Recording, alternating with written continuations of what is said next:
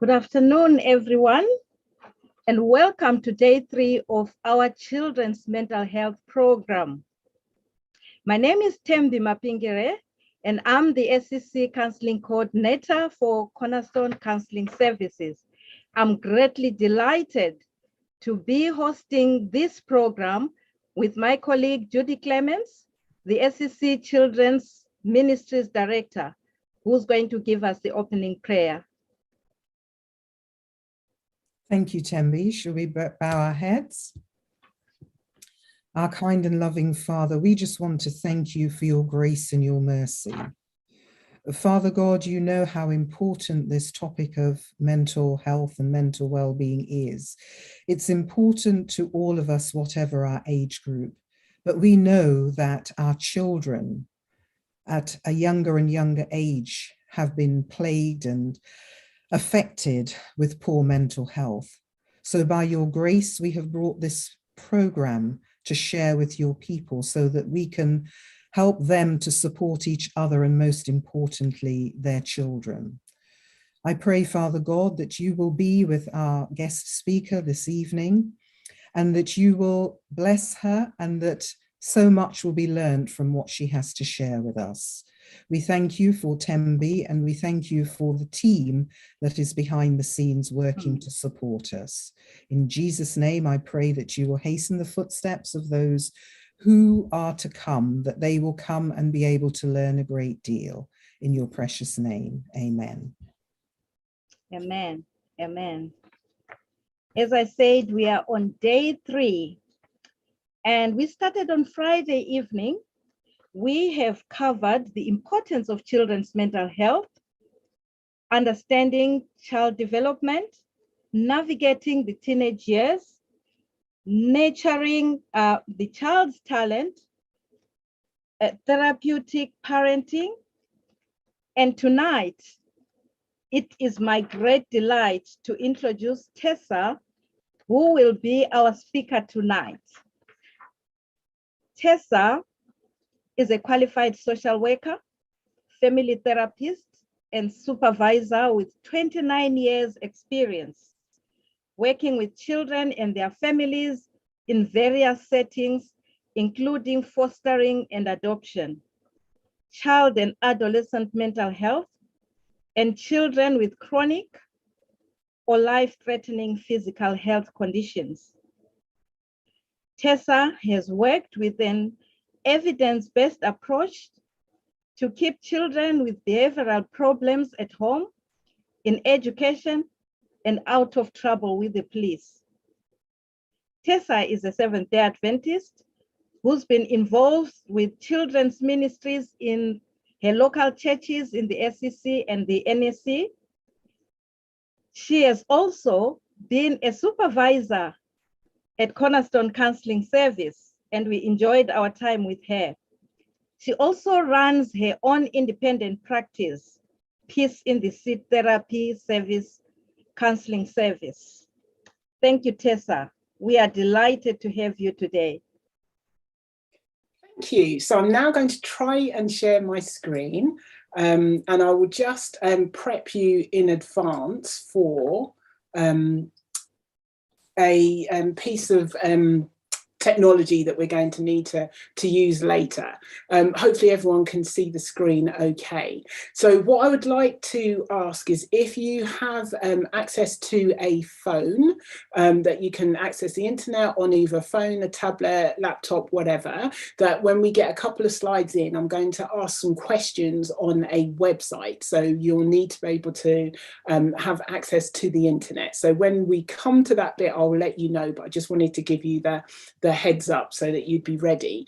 As you can imagine, today's presentation is on parenting and behaviour management, and they're both very big topics and we've got a limited time. So what I wanted to do was to introduce some ideas so that people could start to think about these topics. But in terms of trying to have a really, comprehensive overview, that just isn't going to be possible in the time that we have. I am going to allow time for questions during the presentation, so I will pause at specific points. And what I'm trying to do is stay on track and try and talk at a slow pace. So I will be looking at my notes to make sure that I'm covering the key issues that want to cover in the time that we have together.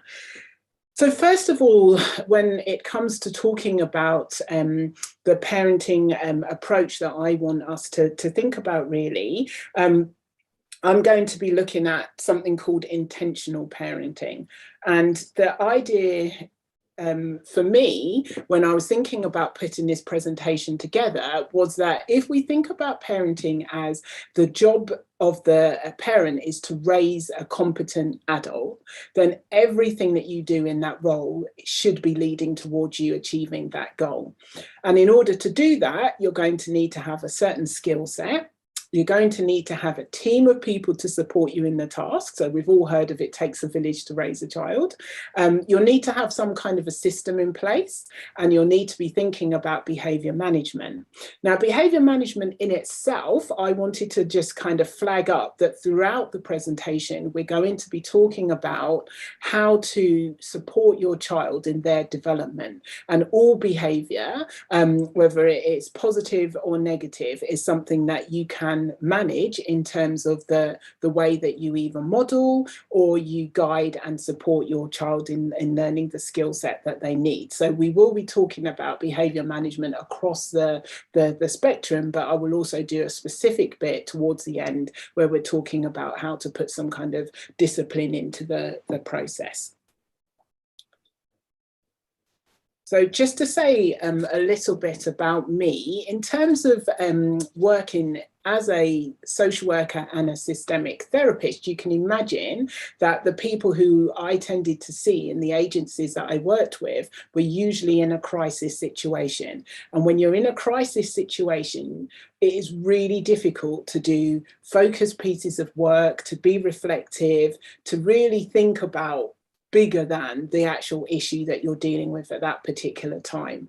And one of the things that I realized in the church environment was that people may also have been in the crisis situation, but most of the time people were curious and interested and wanted to kind of really think through the programs that were being put together about how we can integrate the ideas that we have in the secular jobs that we have into the roles of the parenting role within a church-based system.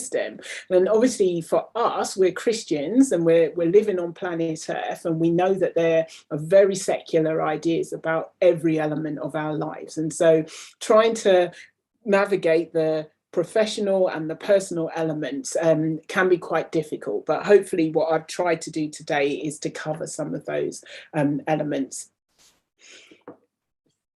So this question is on another website. So if you go to where it says menti.com, you put that website into your internet browser, it will then come up with put in this particular code.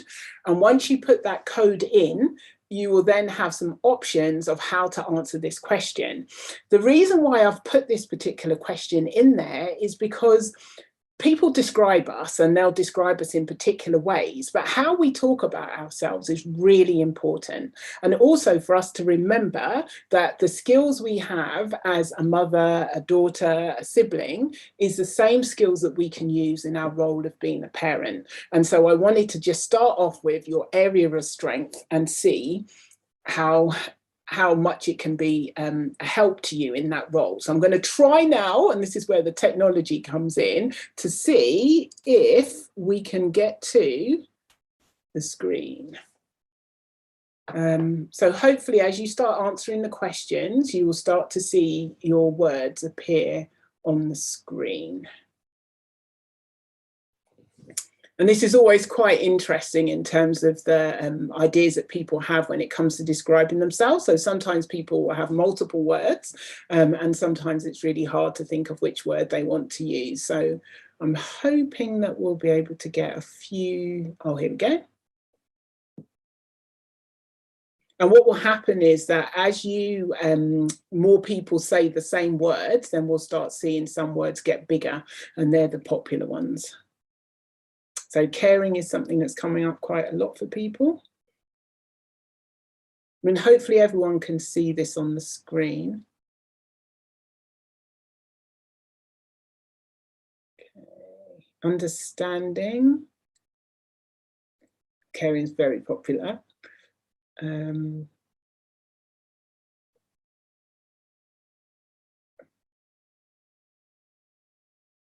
It's quite interesting to see. I like the go-getter, forgiving, openness, self-motivated, resilient.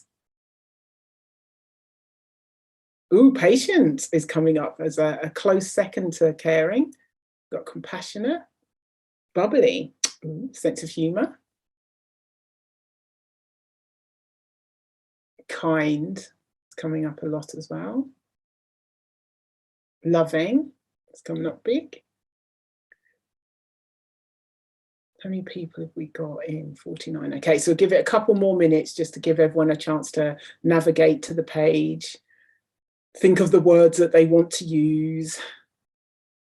So remember, these are the things that you're going to bring into your role as a parent, the things that are going to help you. And obviously having an easygoing approach, being understanding, being assertive, forgiving, kind, having a sense of humour is definitely something that you'll need as a parent. All of these things are going to come in really, really handy. So this is good. I'm really pleased that we were able to get this to work. So this was our test page, and the next one, right, so at the moment we've had 23 people. So I'll see if we can get to 30, but it may be that some people are not able to get onto that page because we have a few more of these. So even if your words don't show up on this one, hopefully you'll be able to get seen on the next page.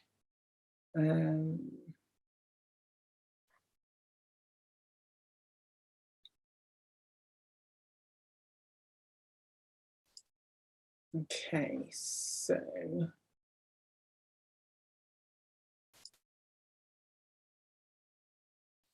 the next question is asking what skills we think a competent adult would need.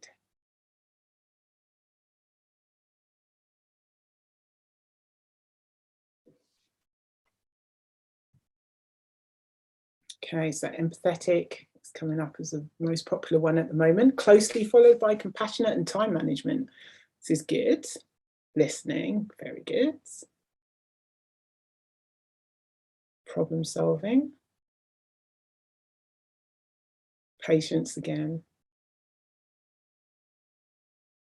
Time management.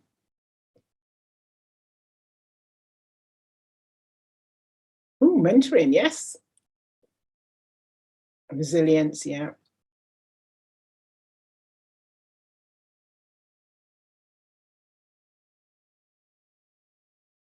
Feel sorry for the people just coming in there like, oh no, what's going on? Now, I don't know if everyone can see the number because on my screen, I've got some stuff over the top.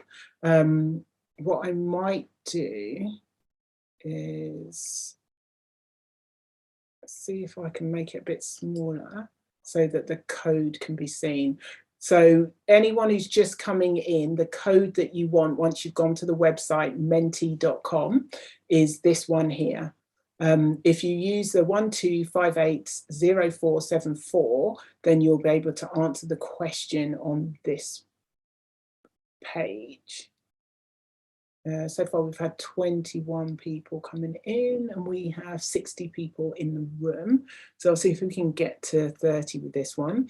So we've got understanding, patience, time management, empathetic, resilience, I'd say, and mentoring as our key ones that people are really pointing out as the crucial ones to help you to be a competent adult in the world of work and life in general. Listening is coming up quite popular as well. Organisational skills.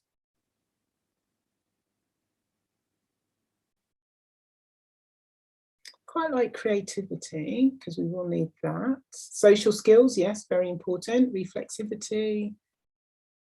Easy to approach, yes. Considerate.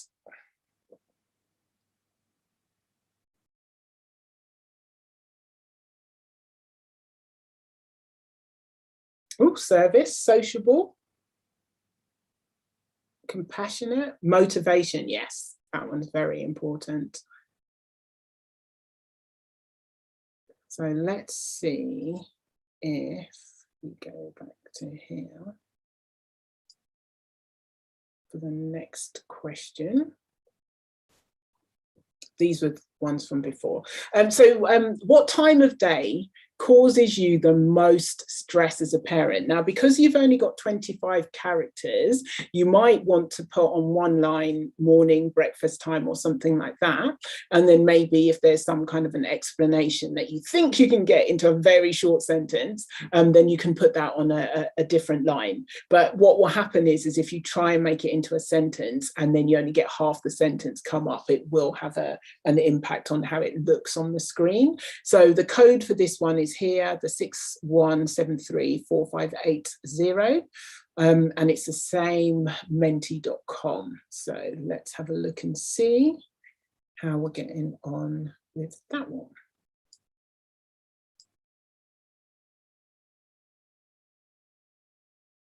Ooh, hold on. Let's go back.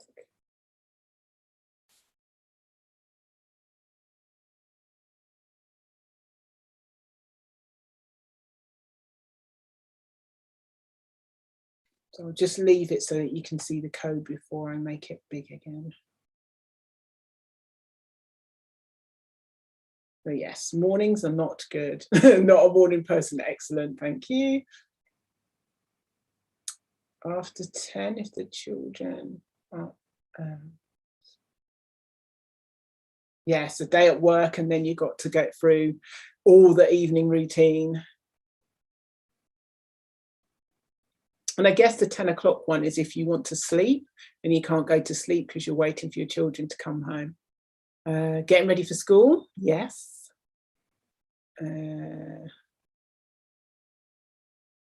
Very early morning, okay. What else have we got? Sabbath. After 11, if you haven't had any sleep. Late evenings. So we've got the two extremes, mornings and the evenings. Is that afternoon? Afternoon when it's hot.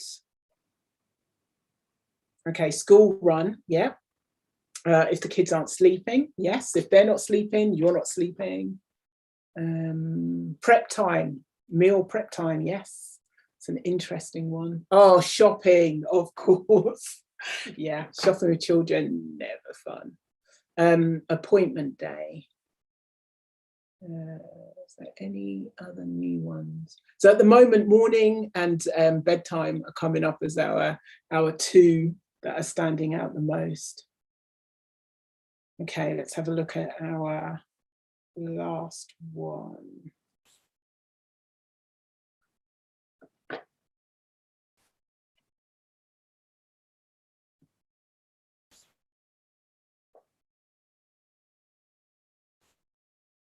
Similar to what I had as the ones prepared earlier, just in case it didn't work. So here you have your code for your last one. What is your favorite time of day and why? So this will definitely be one where you'll have to put the answers on more than one line, but try and, if you've got them in one box, make that box make sense, because if it ends mid-sentence, then we won't be able to find the other part of it up on the screen. So your code is 89565293. So it's the same menti.com and then the code of 89565293.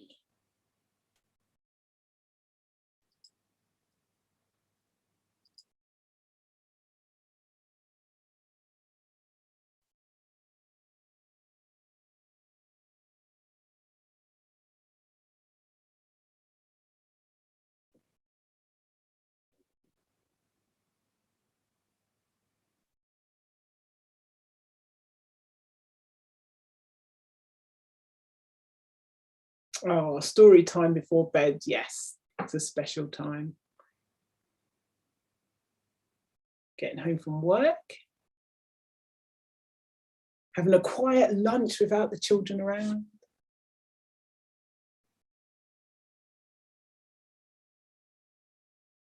Quiet time in the morning before baby wakes up or your child wakes up. After the children have gone to bed, devotion time. Shopping alone, yes. Evening dinner times with the family, yeah. Pathfinder sessions, ooh. So at the moment, bedtime is coming up as our favourite one.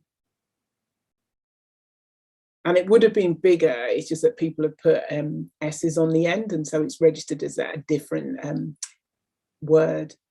So yeah, definitely seeing bedtime and mornings before children are up, when the house is quiet and you've got some alone time.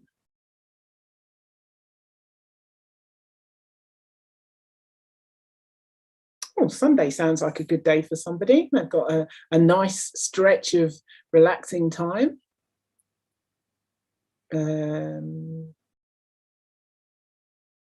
So we're seeing a bit of me time coming up.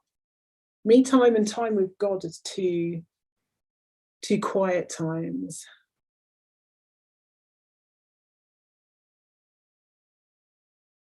Any more coming through? We've got 35 responses. Oh, weekends coming up, wow.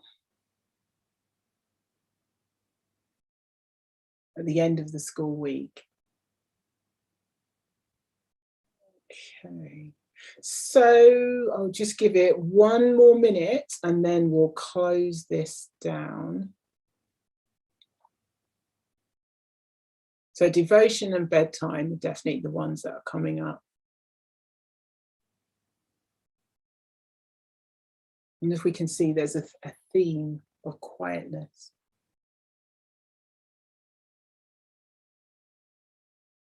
Okay, so we've done our minute. So thank you very much for that little experiment there. Let's go back in here. And it's interesting, I did a trial run on this and quite a few people have said similar things in their responses as well. So thinking about what we said then about the skills that you're going to need as a parent and using the strengths that you've got in other areas, helping you to do this job of raising a trainee competent adult. So intentional parenting, when is a word I was using before I even realized it was a real thing. And what most of the common themes that have come up when I've looked at what is intentional parenting, the things that were emphasized was that it was from a Christian perspective, that people wanted to be really clear about how they could incorporate their values into the way that they raise their children. Thinking about who we are as people, being in control of our own emotional state, and if we are aware of what we need to do and going into it prepared with a plan, being very in tune with our children's needs. And so it's age appropriate, as in the child's developmental stage. So it's not necessarily that the child is 7, and so you're pitching it at a 7-year-old. It's that what's the right fit for your particular child, and that you're seeing it a bit like an induction process that you'd have at work, where there are certain things that you want to make sure that your child has learned, and you've been very intentional about putting that plan together to make sure that the child will have had plenty of opportunity to practice. Oops, sorry. So elements that were running through the information that I had in my head, and also in terms of what I was reading, was characteristics of the parents would fit in with the fruits of the spirit, that communication was key. So being able to articulate what it is that you want to be teaching, to put together a program that's really clear about what you're actually doing, the way you talk to your child so that you're modeling what they will need to be doing when they're in an environment where they need to be talking with siblings, family members, and the wider world. Teaching them executive skills, because children who are organised, have got good time management, are able to keep themselves on track without needing somebody to kind of like constantly be telling them what to do, are really going to excel. And the earlier they learn those skills, the better, really. And the key to all of that is having a consistent prayer life. So if you've got a consistent prayer life and you're modeling that to your children, they will always have a source of support, even in those difficult times. Ooh, sorry, I don't know why it keeps going backwards. So trying to think about, well, how do you put a plan together? One way of putting it together is to use this wheel of life approach, where it divides all the areas of life into these kind of, I think it's 10 different areas. And then as a parent, you would be thinking about developmentally, which areas do I want to focus on now? What am I going to be able to put together this week? So you'll have a big picture, and then you'll have a kind of daily, weekly kind of tasks that you want to be looking at. And it might be that sometimes parents are more confident in certain areas, and so they tend to emphasize that area, but that's not necessarily what's going to be helpful for the child to be an all-rounded adult. Some of the areas that people will point out is where there's usually a gap. Things like the financial element, where people aren't really thinking about the age they start talking about money and how to teach your children about savings and investing in the future and deferred gratification. And so having something like this means that it's there for you to think about, well, what are we actually going to be doing from early ages? That will then mean that these elements are all included in how we kind of talk with the children. So if we try and break down the specific elements of intentional parenting, we would be talking about what I've labelled identity goals. So James Clear wrote a book called Atomic Habits, and what he spoke about was that a lot of times people will have a goal, and you're kind of like aiming for this particular thing, and then once you get there, it's like, then I need to do another goal. When you have an identity goal, it's who you are as a person, so you're always going to be striving to be better at whatever that particular thing is.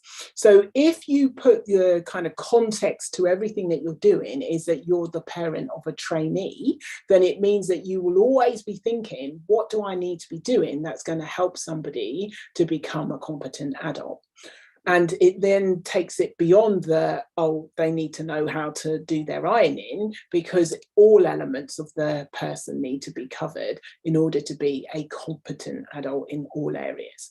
So then you make your plan, and you would be identifying the skill set that the young person would need in order to be able to cope in the real world, how you're going to create the opportunities for them to be able to practice, and how you're going to review and adapt. So again, a lot of times people will have this big idea, I'm going to do such and such, but they don't then review it, they don't adapt it when it's not working, or adapt it according to the developmental stage of the child and young person. So this is like a living document that you're constantly working on. The way to make your plan work is to then develop the system, and the system is, what am I doing every day that's going to work towards turning this into a teaching moment, or using the life experiences that they're having in order to help them to grow as a person.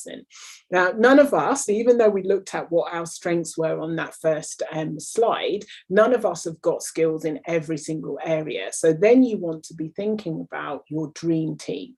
Who do you need to be bringing in order to help you give your child this overview of all the areas that they will need to be practiced in. And discipline is going to be something that we need to think about in terms of all behaviour, so that people can learn how to be focused and aware of what they're doing. And the most important thing through all of this is the quality of the relationships that we have with our children. So quite often we will find people who are not coping well with the kind of discipline side of things, because they've gone in on the kind of heavy end without really thinking about the relationship and how they talk and treat each other just generally. And then when they have to talk about anything outside of that, then that's the time when they really need to start thinking, how am I talking and how am I making myself available so that children can talk with me? I'm just going to have a quick look in the chat now to see if there's any questions that I need to. No, okay. So I'm going to.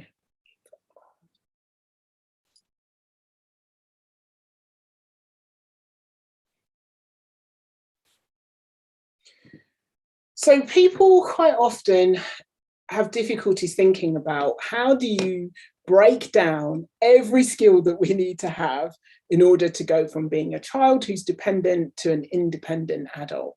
So I'm going to show you a few ways of trying to track that. And depending on the way you think, everybody's creative and will be able to develop this in a different way. And these are just literally templates for you to think about how you could play around with it. So some people will be thinking about it in terms of the time of day. So they're going to look at what's a typical week, and what would I need to make sure that this person had learned about what to do on a school day, what to do on a weekend, what to do on a Sabbath, what to do if we're going on holiday. And so they would break it down into a morning routine, what we do after school routine, and maybe, you know, a bedtime routine. Now, all of the things that we've put on here, if you notice, it's divided into the stage of competence. So when they're in the beginner stage, it doesn't matter what age they are, then it would be, how do you actually help them to learn this skill? So sometimes you can just show people, but sometimes you need to give an explanation of what you're doing and why you're doing it. And in the moment when they're doing something, that you're actually giving them opportunities to practice with you, giving the kind of direct hands-on guidance. And then you might step back and watch them do it, and then they might be doing it without you, and then you come in and look at the end. So it's thinking about, what's the beginning level look like, what does the practicing level look like, and what does the level of confidence look like in terms of they've now got it, they can do this without thinking about it. Now, all of these would be broken down into much smaller sections, but this was just in terms of showing you on the screen what it could look like. So you might decide you're going to teach them the morning routine, but you're going to choose 2 things off of here and then just focus in on those. And then once they've mastered those, you then move on to the next one. So just while we're here on this particular screen, I have got a few more examples, but I just wondered if this would be a time for anyone, if you've got any questions on what we've talked about so far.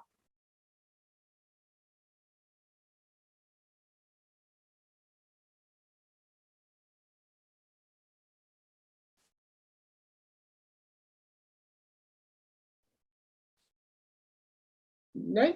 Okay. Tessa? Yes. Would it be okay if people put their questions in the chat and then ask at the end, so that those reflectors might have a chance to reflect and... Okay. All right then. So I'll try and remember to have a look in the chat then. Thank you. We'll help you with that. Yes, thank you. So the next example is thinking about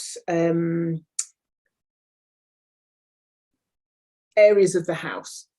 So if somebody decided they were going to look at what would you need to learn in the kitchen, then that would cover all times of day, all developmental stages. And again, you would be breaking these down into much smaller tasks.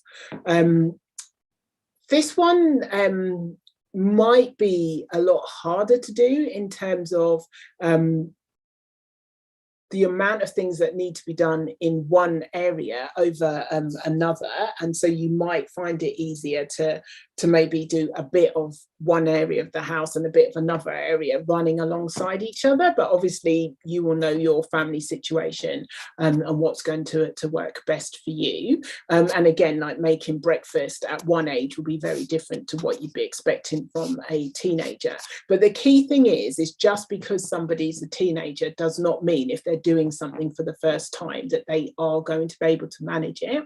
And the other thing for you to think about is what are the actual skills that they're learning. So with a skill where you're going to have gross motor skills, you might have intellectual skills, that if somebody is dropping things all the time, rather than seeing them as being a clumsy person, it might be worth thinking about, have they got the right equipment in order to do the job to a good level? So somebody who's very skilled might be able to lift up something that's quite heavy. Somebody who's new to the task might need a lighter or smaller version of it. Somebody might need to do one thing at a time, and somebody else you might be able to give them the instructions, 3 instructions at the same time. Do this, then this, then this, and then come back to me. Again, you're going to have to think about that in terms of what you observe the person doing and what you know about that person as well. And then the next one is thinking about the kind of like frequency of the tasks. So there may be things that you want them to kind of like learn in terms of like the kind of time management. So every week you're going to be stripping your bed, and that will be your skill in how to make your bed, how to set up the washing machine, how to hang clothes out to dry, and how to put them away after they've been washed. So you break it down into those different stages and then again work out how you're actually going to put that into practice. The same with things like recycling. That could be done from the time of what needs to go into the recycling in your house. Some people will have things set up in the garage. You walk outside, put it into the box, and then the box goes straight outside. Other people might have a bag that they put everything in and then divide it at a certain day. So be thinking about what works, and whether there's multiple ways of doing it, because sometimes young people learn one way and think that's the only way this thing can be done. And it's a bit like if you're left or right-handed, there may be some things that particular approach will not work for that person. And so having a range of options means that they would be able to do something that if they only had one option, they'd just think, oh, I'm rubbish at this particular thing. But trying it a different way, they actually find they're quite skilled at it. And then this one is more about how you can break a task down into different elements. So with meal prep, there's the idea of how do you plan the meals for a week? How do you develop that into a shopping list? If you go shopping, where are you going to do shopping? Are you doing it online, in person? Do you go to one shop, 15 shops? How do you, when you've got the food back in the house, how do you order it in terms of, I'm cooking this particular meal that has these 4 elements to it, and in order for everything to be cooked and to be hot on time, what would I need to start with? What's going to take the most time in preparation, and then cooking? So all of those, and finance would be part of that as well. And then it might be thinking about teaching them skills in terms of, things that you can cook quickly. If you've had a busy, stressful week, if you are going to be someone who batch cooks certain things, freezes those, and then cooks other things fresh on the day. So all of those will be things that you might be teaching the child and young person. And again, it's thinking about, are you going to do all of this as one particular task, or are you going to pace it over the course of a kind of period of time, like a 3-month program? So by the end of the 3 months, they would be able to do this, a bit like an induction. Then the way to connect all of those to your identity based outcome would be that you would think about what would I need for the child and what would I need for the parent. So the child's identity based outcome would be, I am a person who can look after myself, and that's because you're teaching them their independent skill of making a bed. And the parent's goal might be part of their, I'm a parent of a trainee competent adult, might be I'm going to be modeling problem solving as a skill. Now the making the bed one you can do over the course of a week, so you would be able to put a tick in every single one of these. With the problem solving, you might only do that once in a blue moon, so it only would get ticked if it was relevant. So if something can be done daily and only gets done once, you might need to look at what got in the way of that task being done, and it might be the time of day and what was happening in terms of the child's energy levels. There could be lots of different reasons as to why it didn't get done, but something that only could have been done once or didn't get done that week but it happens the week after, then that's not a fail because it only could be done on that one occasion. The system, now this again is from James Clear, and the book is a really easy read, so I would definitely recommend it. I have got a list of books at the end, so you can take a photo of it or screen grab it. So how he talks about things is that habits work if you have something that triggers you into thinking about the habit, that you definitely want to do this particular thing. So you then respond by doing the particular thing and you get a reward for doing that. But what he also talks about is if you want to make something happen, you need to make it obvious, attractive, easy and satisfying. So what I tried to do was show you how you could incorporate all of those things into the making your bed daily.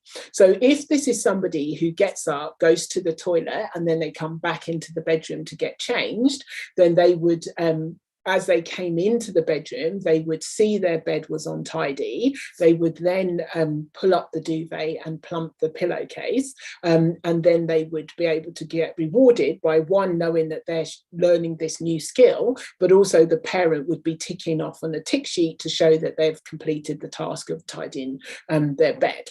And the things that made it obvious was that obviously as you come in the room, you can immediately see that the bed needs to be done. If you've chosen nice bedding that the child likes, then they'll see that and want it so they can see the full, picture pattern, whatever it is. If you've got a duvet, it's obviously going to be much quicker than if you've got to do, hospital corners and things like that on sheets and blankets.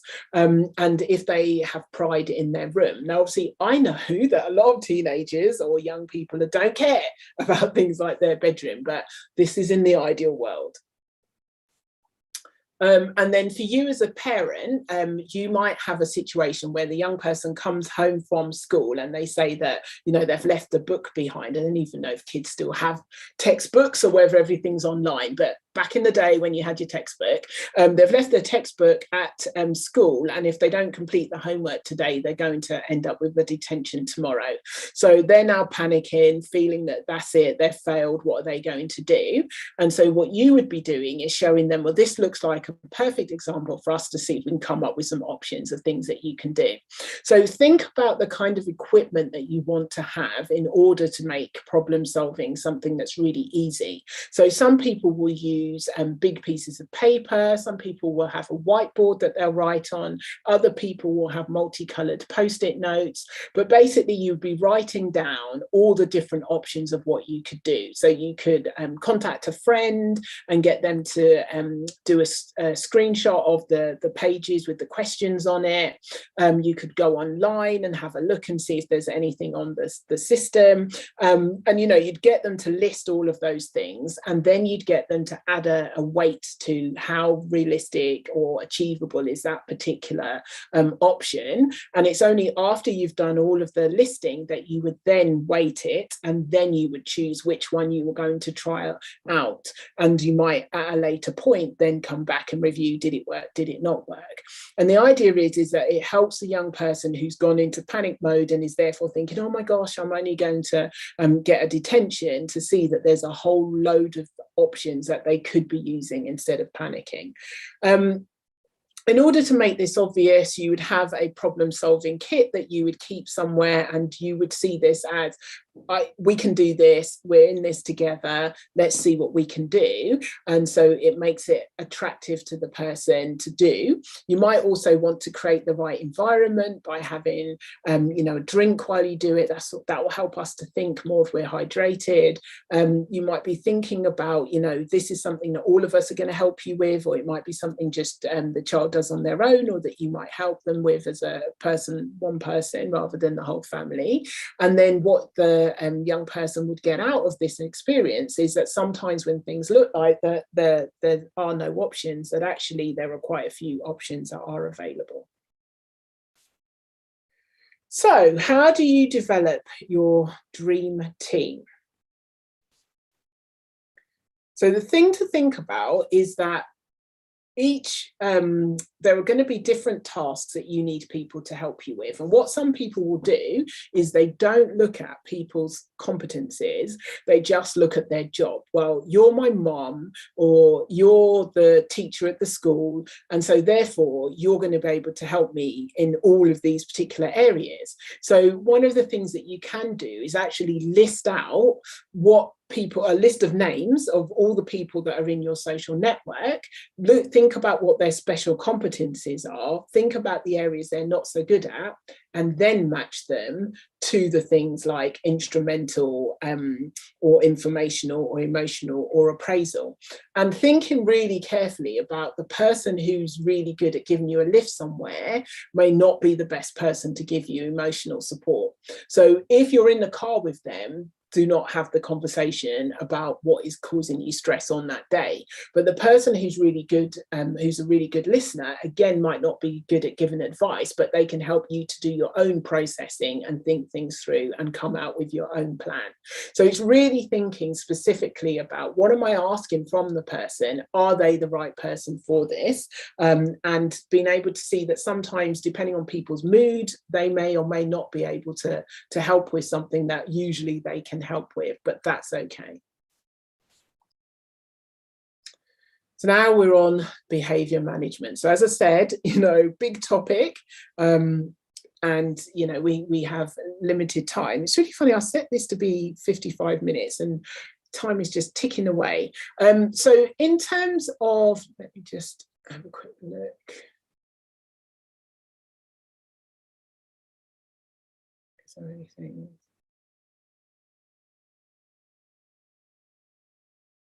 Yeah, okay, so good timing for the questions that are there at the moment. So behaviour management.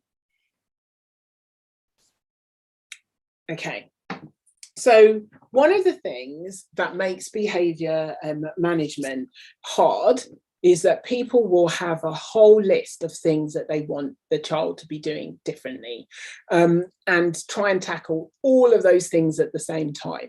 So what we would always recommend is to write a whole list down of all the things that you want to work on, and then to decide on which are the ones that I'm going to start with.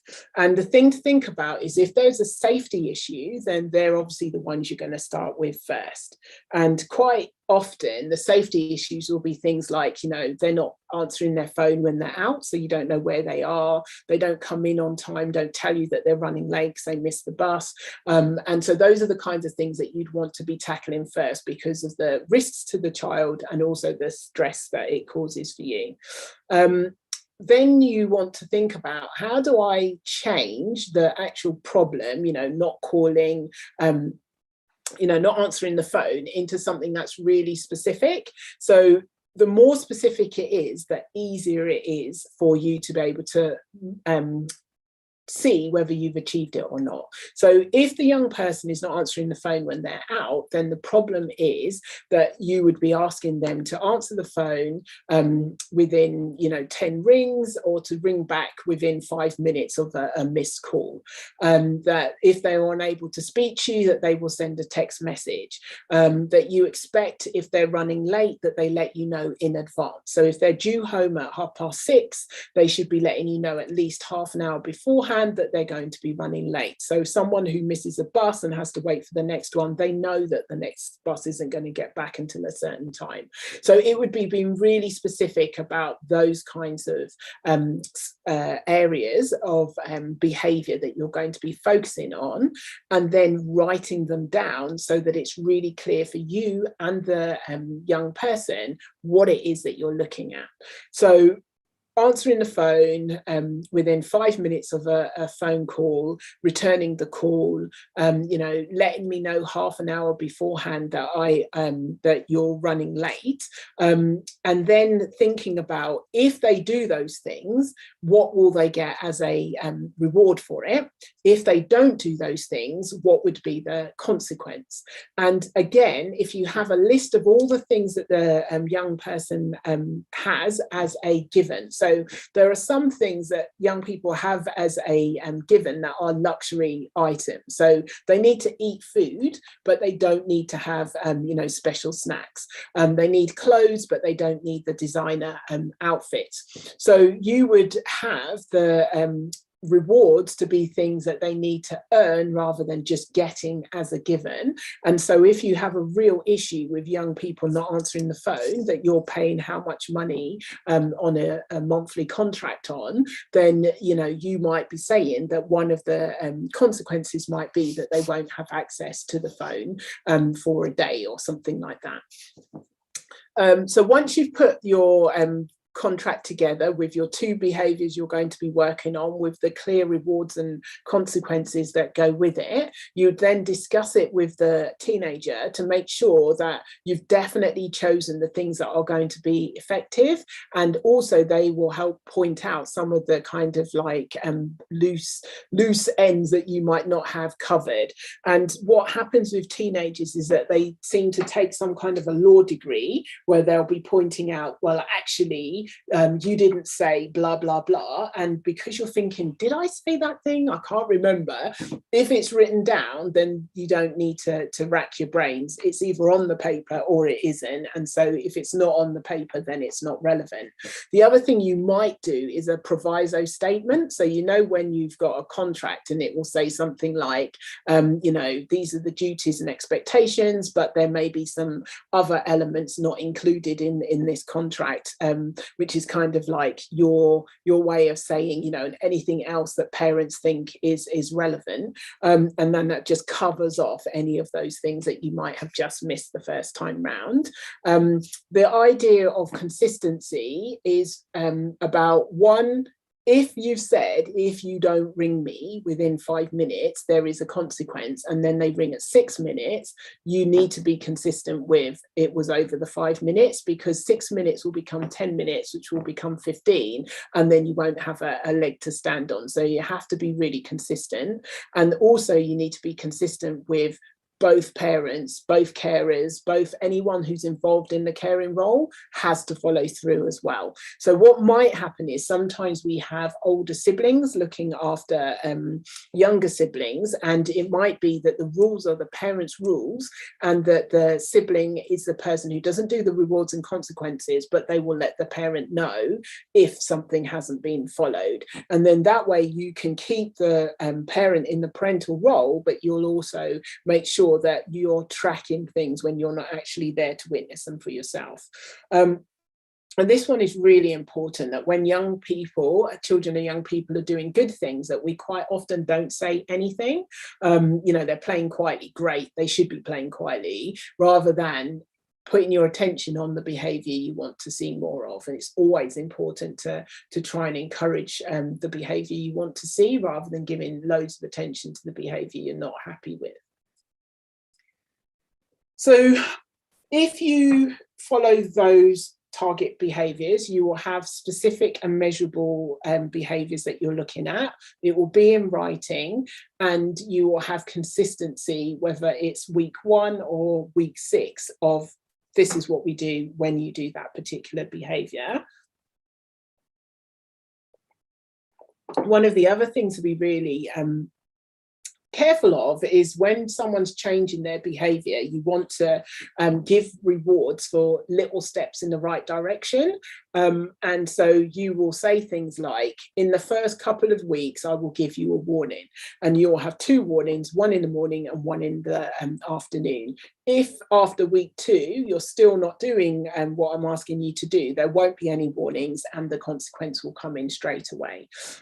If there are things that you might want to help them with in terms of how they can succeed at something, it's like they get in a bad mood and they slam a door, and the first thing that you're going to recognize is that usually they would stomp up the stairs. On this occasion, they walked up the stairs quietly. So they still got angry, but they left the room and they went upstairs rather than staying and shouting. So you would be pointing out that they're heading in the right direction, and the more that they're doing that thing, then the more they'll get to the end goal, which is to go to the bedroom quietly before they get to a place where they've already become emotionally distressed.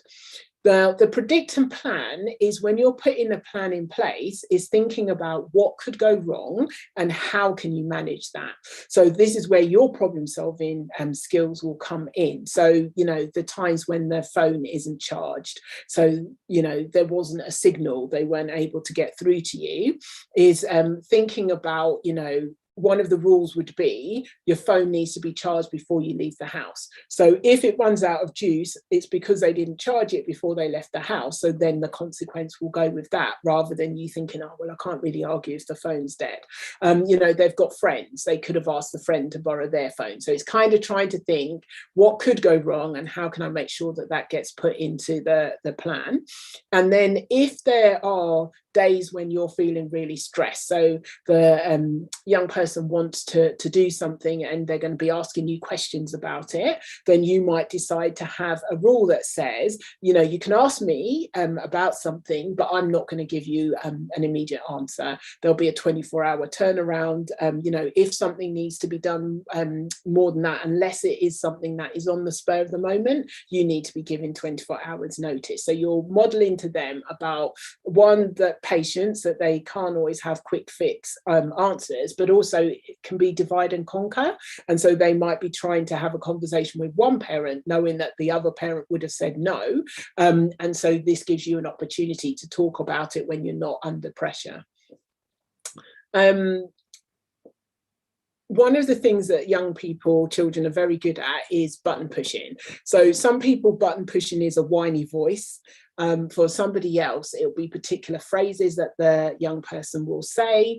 And what you want to be thinking about is, why is this person doing this? And it will be to distract you or to cause you to become emotionally dysregulated, because then you can't maintain the stance that you're maintaining of, sorry, you're not going to be able to do blah, blah, blah.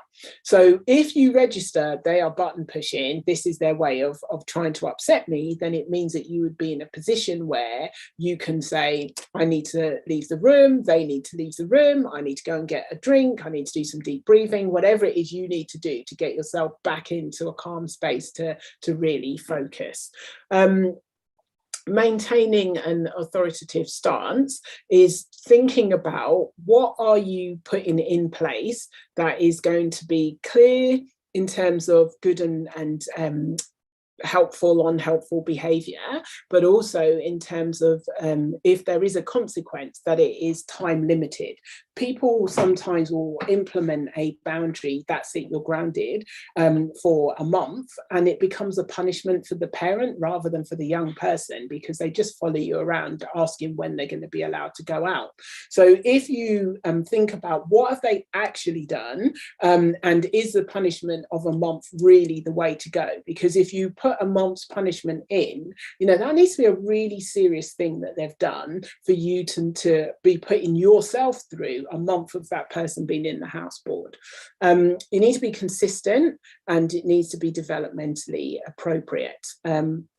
You also need to be aware of negative influences from the young person's point of view, but also from yourself.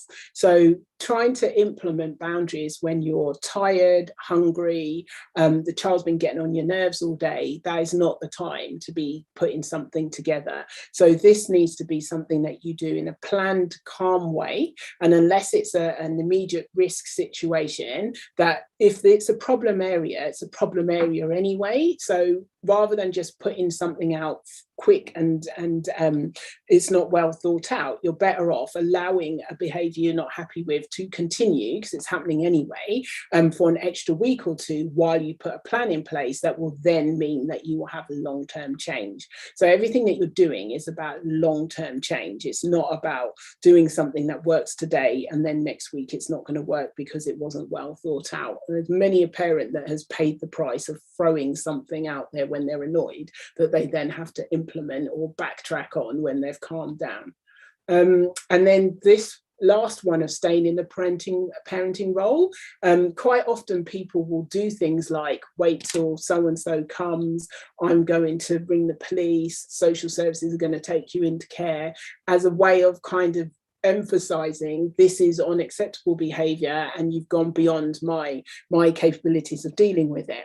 What that will then say to the child is that they have won in that situation, and that whoever the other person is the only person who can manage them. And what you want to be able to do is to have a united front, in that whether it's mum, dad, grandma, whoever it is, that it's a consistent message. And it doesn't matter if you push the boundaries with this person, then you will still be suffering the consequence that goes with that particular behavior. And it should always be the young person, child, that's having the consequence, not you as a parent. So that's why it's really important to think about, if you say that you're going to call the police and then you get a police officer who makes you look stupid in front of your child, then you've lost all credibility, because you don't have any control over what the police officer is going to be like. So you're better off trying to think about, well, this isn't the time for me to have a conversation about this, but later on, I will be coming back to you with a consequence for this behaviour. And these are the resources that have been used to help with this presentation. The formula is a book that talks about parents who've been able to raise extremely bright young people who, by using particular strategies, and they've really been able to help them to learn their skills quite quickly. So the reason why I've put this one in is that we're not necessarily trying to hothouse the children, but there's some strategies that are used throughout that book that can be adapted to a full range of skill training for children. Atomic Habits is the one that tells you how to make goals that are broken down into tiny steps that you can repeat until they become, this is just what you do and who you are. And then the Smart but Scattered book is about how to teach your children things like time management and organising themselves and being self-sufficient when it comes to being able to work at particular activities without constantly needing people to come and advise them. And then the last one, there's a lot of books on Amazon about DBT skills training, and they have the workbooks for the teenagers. I think there isn't any younger than teenage years, but what these are really good for is emotion regulation and explaining it in ways that's really helpful. So it may be that you buy a book and you read it and then adapt the way how you then teach your children about how to manage their emotions, or it might be that you buy the book for the teenager and you work through it together, or they work through it on their own. But why DBT skills is really good is because it was designed for young people who are at extreme ends of emotion, displaying their emotions, and that would be, self-harming, suicide risks, children who are doing just extreme behaviours because of the level of distress that they're feeling, and they feel that is the only way to manage it. But at the lower spectrum, it's a really good skill to have, to know how to talk and ask questions and be heard, to know when you're feeling an emotion and you have to ride it out and you can't always soothe yourself, and things that you can do quick in the moment that will help to change your emotions, such as deep breathing. So that I think is a really good resource for any child, and not just for children at the extreme. But obviously there are a few books, so it'd be worth looking through and seeing which one you want to use. So I am going to stop sharing now. And I'm open to questions. So one of the questions that I saw was the household tasks, helping young people to manage household tasks. So as I was talking about earlier, sometimes what helps with this is looking at what the young person is taking for granted, in terms of, credit on their phone, going to particular activities. So what you want to think about is there's luxury activities and there's activities that will help them with social skills. So where there's an activity that will help them with social skills, you shouldn't really use that as a punishment, and you shouldn't take that away from them as a punishment. But if there's something that it really, really is a treat for them, like, I know, going to the cinema or something like that, then that might be something that you might think about using as a kind of consequence. But in terms of household chores, it's thinking about what it is that you're asking them to do, how often you're asking them to do it, and what you can attach to that particular behaviour for them to see it's in their interest to do it. So if somebody is used to getting their phone credit just as a matter of course, if they don't tidy their room, you could say that if the basics are, you want you take a picture of the bedroom when it's in the optimum condition, and then every weekend by Sunday at 7 o'clock, their bedroom has to look like that. And if it does look like that by 7 o'clock on Sunday, then they would be getting that week's credit. Then that would be in their interest to tidy their room. If they choose not to, they don't have any credit, because if you want to use the phone as a kind of like safety device, they would still be able to use it. If you set it up, they can do WhatsApp if they've got internet or something like that. But if they wanted to actually be making calls or something where they need credit, then they need to do the task that you've asked them to do.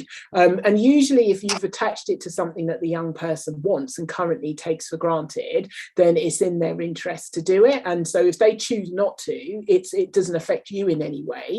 And the other thing about it is also the time frame, that if they don't tidy their bedroom until 6 o'clock on Sunday, as long as it's done by 7, you can't get into a negotiation or argument with them because their bedroom's been a mess all week. Because the idea is that it has to be done by a deadline, and once that deadline's passed, that's when you can start having the conversation. And the idea is that you're trying to help the young person to take control of their environment. And if it's a communal area, then fair enough, you want them to do their chores so that other people can use the kitchen or the living room. But if it's their own bedroom and they're choosing not to tidy that up until the hour before the deadline, then that's up to them. But if they then end up putting clean clothes on the floor and then they put them back into the washing basket, then you might adapt that to any washing that is clean or didn't get put away or something like that, that would be have a different consequence attached to it. So I'm not sure if that helps to answer the question for you, but hopefully that does. And yes, I can make the slides available. Any other questions? We have 6 minutes. There's a question here from Andrea V. She says, I have a youngest girl, 6, behavioral tackling. We do have a routine in the morning, but I'm constantly checking on her. Some things take her a very long time. She gets distracted very easily, and we end up with arguments, and just of course makes us lose time when getting ready to go to school. It also happens in the evening. How can I work with her on this? Okay, so did you say that she had a behavioural difficulty, some kind of diagnosis, or was it? I missed the beginning where it said I've got a 6-year-old child with. I missed what you said. She says she just says behavioral tackling, and she's talking about a routine that they have, but the young girl is struggling to maintain the routine in the Yes. morning, and they get into arguments. So she just needs help on how to be able to deal with that. Yes, so it might be thinking about what is it that she's getting distracted by. So some people they will have a like little rewards along the way. So they have a list of all the activities that the person has to do. So they have to brush their hair, get washed, clean their teeth, put on their uniform, and each one of those things that they do, they get some kind of a reward for it, like a sticker or a tick or a smiley face.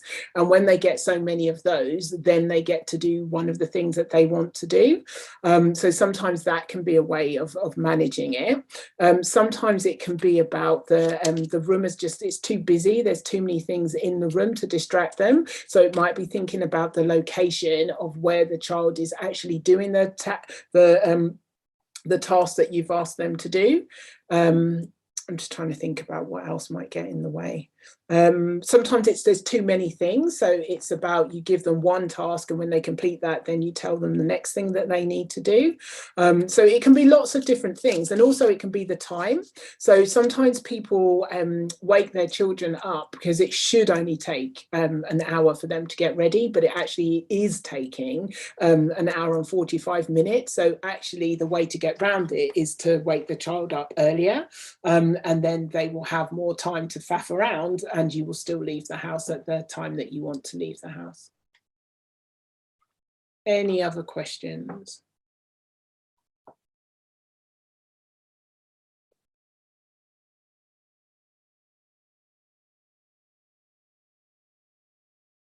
Okay. If there are no more questions, we just want to take this time to say thank you, Tessa. Thank you so much for that, a very informative, educative presentation.